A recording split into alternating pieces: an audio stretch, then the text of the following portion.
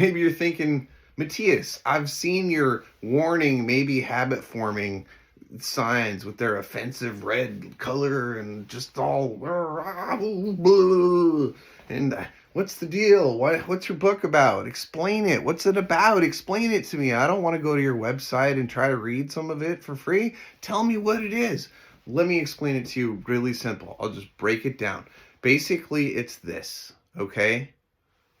What you think about, what you say, and what you do make who you are. And I go into a lot of detail on this. There's a lot of great information in my book, okay? You know, I start with a little bit of history. I tell you about Phineas Quimby. This guy was a healer in the 1800s.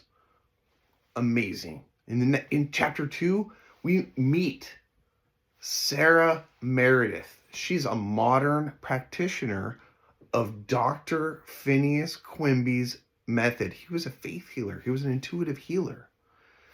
And in chapter 3, that's where we talk about some important stuff. We talk about balloons.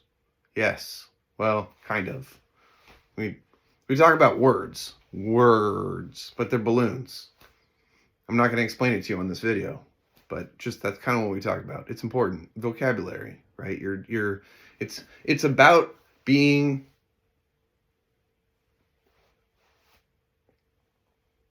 precise with your choice of vocabulary. Precision. Choose the right words. Say things in the best way. Optimize your language. And chapter 4 kind of continues along that theme, talks about commands, talks about the structure of sentences, the way that you say things, the way that you program, if you will. It's a good chapter. It's a good chapter.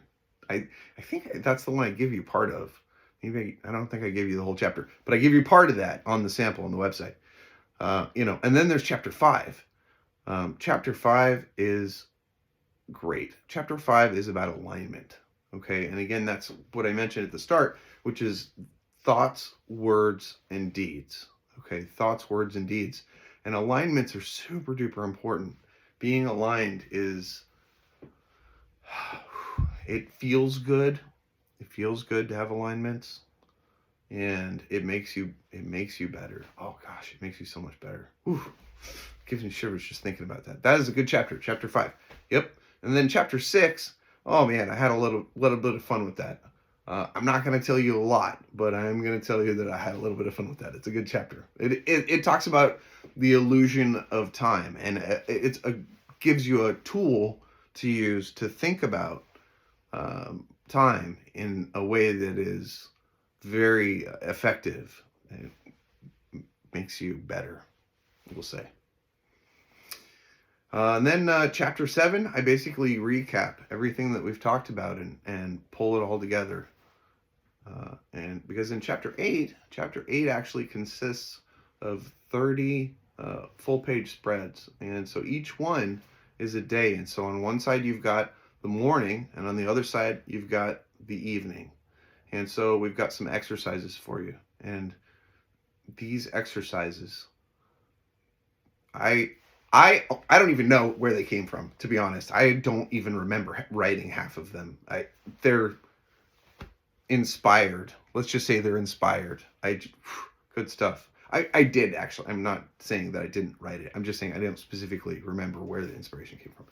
Regardless, they're very good. I've given you a sample of 2 of the days on the website, so you can check that out. Yeah. But anyways, this book will change your life 100%. It will change the way that you look at life. It will help you learn how to be positive. And originally, when I was writing this book, when people would say, "Hey, Matias, what's your book about?" and I didn't have a title. Oh man, that was hard. I didn't have a title. Can you imagine? People are asking you, and I started writing this book. Well, I had already written like a chapter 2. I'd started writing this book basically in November. November is when my full-time employment ended, and I left a company I was with for almost 12 years. Well, technically, the position that I had with the company was eliminated, and then they tried to transfer me to another position. Blah, blah, blah, blah, blah, blah. Anyways, none of that matters. Regardless, November. So I've only, November, January, February, March. I cranked it out. Oh no, I gave myself an extension. So it took me 4.5 months. So for 4.5 months, almost this entire time, I did not know the title of this book. And people are asking me, people are like, you quit your job? What are you doing? Like, what?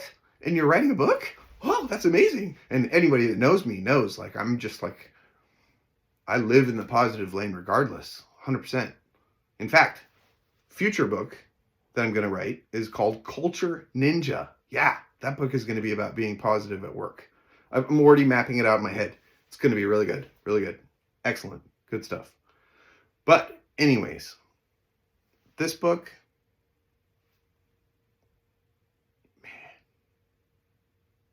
and I didn't know. I didn't know what to tell people. I didn't know. They were like, "Oh, so what's it about? What's it about, Matias?" And the best I could muster was, well, it's about applied positivity, because I didn't know how I was going to tie it together. In fact, for the first half of the book, when I was writing it, I had no idea there was going to be a 30-day thing at the end. I didn't know how I was going to tie it together. I thought at one point that I would do a companion book, that there would be a companion that was like a workbook. And then I decided, you know what? No, make the main book the workbook. People don't have to buy 2 copies, right? They've got a copy. They can write right in it. They can refer back to it. You can refer back to this copy that you're going to buy and write in. Okay, there's exercises in there. You know, I am not a psychologist, but I write like one. Oh no, I'm going to get in trouble for that. I don't care. That's fine. That's fine. Let's talk about it. You're going to love this book a lot. All right. Well, listen, I got to get back to some other stuff I'm doing. I got to crank some stuff out. Thank you so much for joining me here. And again, I know that you're going to enjoy my book, and you're going to love it.